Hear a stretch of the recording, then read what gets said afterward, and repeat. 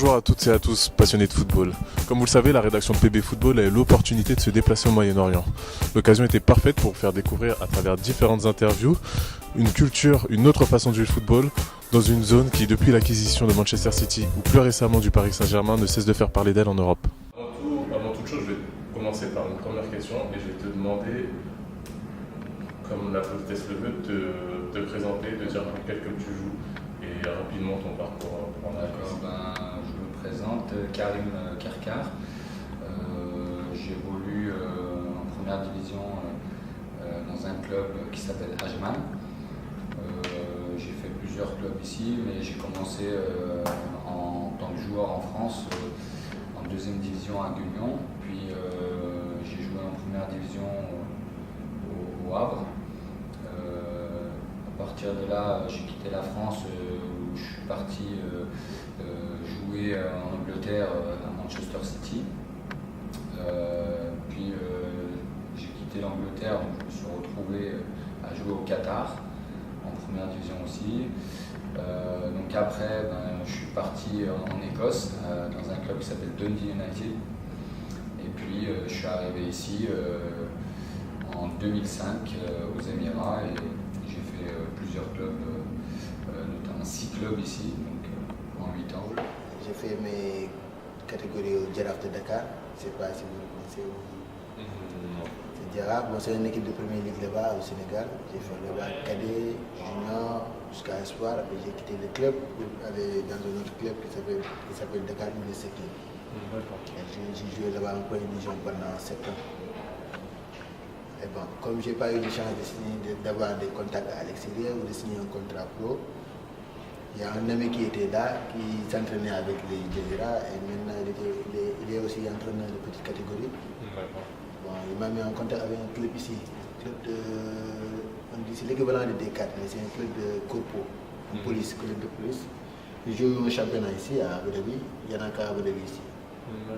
Bon, j'ai vu qu'il y avait beaucoup d'opportunités. Une question à propos de ton club, et enfin du Moyen-Orient en général.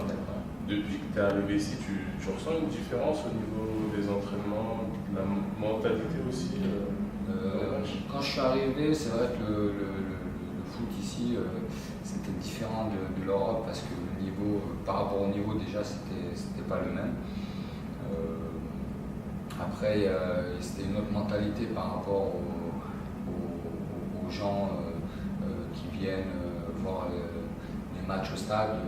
C'était pas sans sas quoi. La mentalité c'était à peu près la même parce qu'on avait des entraîneurs européens.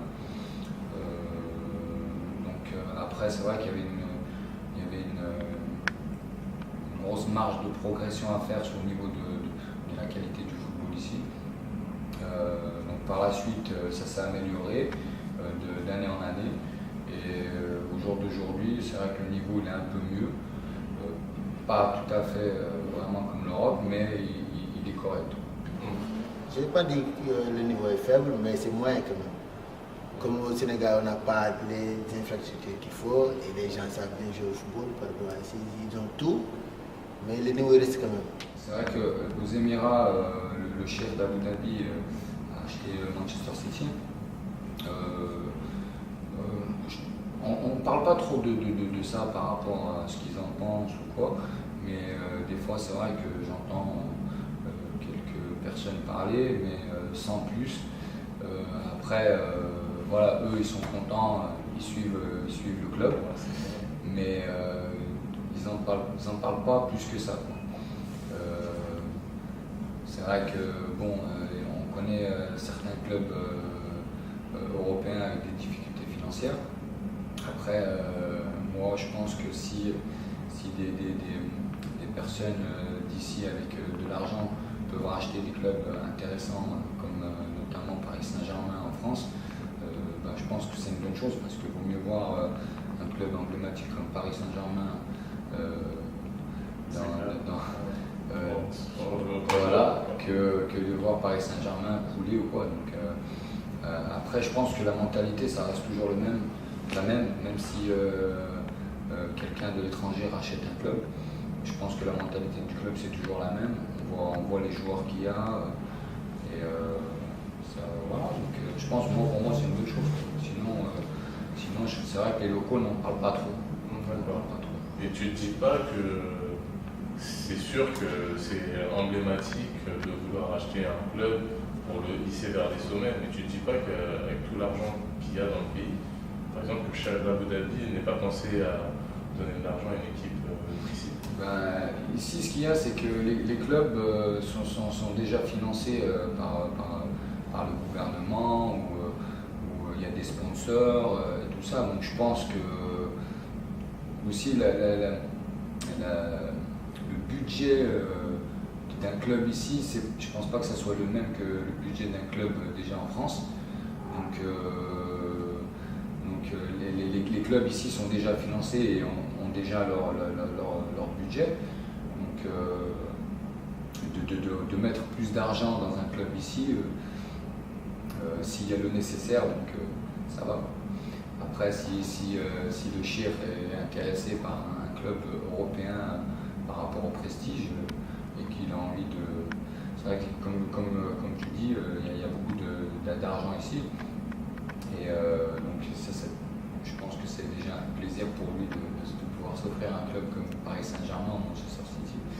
Et souvent, tu sais, avec les Arabes, là, dès qu'un de leurs frères achète une équipe ou s'imprègne dans une équipe, maintenant tout le monde change de supporter cette équipe-là. Avant, ils ne parlaient pas trop. Par exemple, le premier année où j'étais là, quand je parlais de Paris, tu sais, Paris Saint-Germain, c'est mon équipe. Quand je voulais regarder les matchs français, ils me disent non, Espagne ou télé, tu vois. Chaque fois, quand je suis seul, je zappe, quand ils viennent, ils veulent que je change. Parce que je vis avec des Maghrébiens et certaines localités. Maintenant, quand les Qataris ont acheté Paris Saint-Germain, voilà, ça a fait un renversement de situation. Tout le monde parle de Paris Saint-Germain maintenant. Et ils sont comme ça, quoi. Dès qu'ils savent qu'il y a un de leurs frères ou quelqu'un qui a acheté une équipe où ils ont mis de l'argent dans les équipes, les gens aussi ils changent automatiquement. L'émission touche à sa fin. Merci de nous avoir suivis avec grande attention.